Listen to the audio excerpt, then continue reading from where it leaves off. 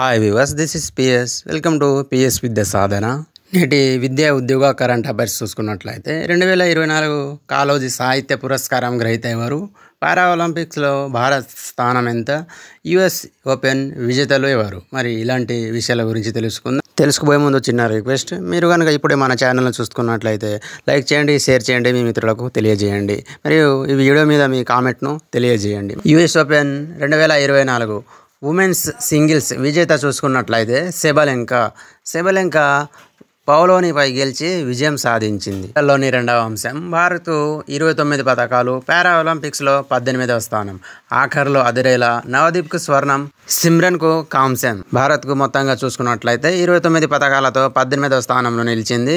7 స్వర్ణాలు, 9 రజతాలు, 13 కాంస్యలతో మొత్తం 29 పథకాలతో 18వ స్థానంలో నిలిచింది. మరి పారా ఒలింపిక్స్ ఆగస్టు 29 నుంచి సెప్టెంబర్ 8 వరకు మరి ప్యారిస్ వేదికగా జరిగిన ఈ ఒలింపిక్స్లో భారత్ 18వ స్థానంలో నిలవడం జరిగింది. మొత్తంగా 29 పథకాలతో 18వ స్థానంలో ప్యారిస్ వేదికగా జరిగిన ఈ పారా ఒలింపిక్స్ భారత్కు 18వ స్థానంలో నిలిచింది. మరి 1, 2, 3 స్థానాలు నిలిచిన దేశాలు ఏవి అంటే, చైనా 220 పథకాలతో మొదటి స్థానంలో నిలిచింది.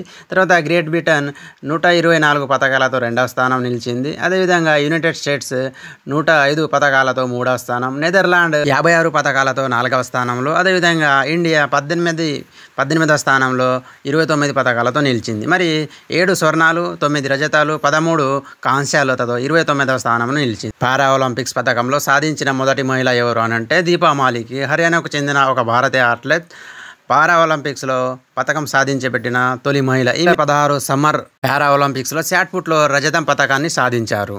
మరో ముఖ్యమైన అంశం, నలిమేల భాస్కర్కు కాళోజీ సాహితీ పురస్కారం 2020కి గాను కాళోజీ నారాయణ సాహితీ పురస్కారం నలిమేల భాస్కర్కు దక్కింది. మరి 2023కు ఇలా కంపేర్ చేసుకుని చూసినట్లయితే 2023కు ఎవరు గెలుచుకున్నారు అంటే, కవి జయరాజ్ అయినటువంటి గాయకుడు కవి జయరాజ్కు సాహితీ పురస్కారం దక్కింది. కవి భాస్కర్ నేపథ్యం గురించి చూసుకున్నట్లయితే, ప్రముఖ సాహిత్యవేత్త, బహుభాషా కోవిదులు, అనువాదకులు నలిమేల భాస్కర్ను రాష్ట్ర ప్రభుత్వం ప్రజాకవి కాళోజీ నారాయణరావు సాహితీ పురస్కారానికి 2024 ఎంపిక చేసింది. తెలంగాణ భాషాభివృద్ధికి భాస్కర్ చేస్తున్న కృషి గుర్తింపుగా ఈ అవార్డుకు ఎంపిక చేసింది రాష్ట్ర ప్రభుత్వం.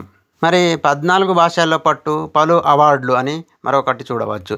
రాజన్న సిరిసిల్ల జిల్లా ఎల్లారెడ్డిపేటకు చెందిన నలిమేల భాస్కర్కు తెలుగు, హిందీ, ఆంగ్లం, తమిళం, కన్నడ, మలయాళం, బెంగాలీ, అస్సామీ, ఒరియా, గుజరాతీ, పంజాబీ, ఉర్దూ, సంస్కృతం, మరాఠీ భాషల్లో పట్టు ఉంది. ఇలా 14 భాషల్లో పట్టు సాధించిన ఆయన తెలుగు అధ్యాపకులుగా పనిచేసి ఆయన 2011లో స్వచ్ఛంద పదవి విరమణ చేశారు.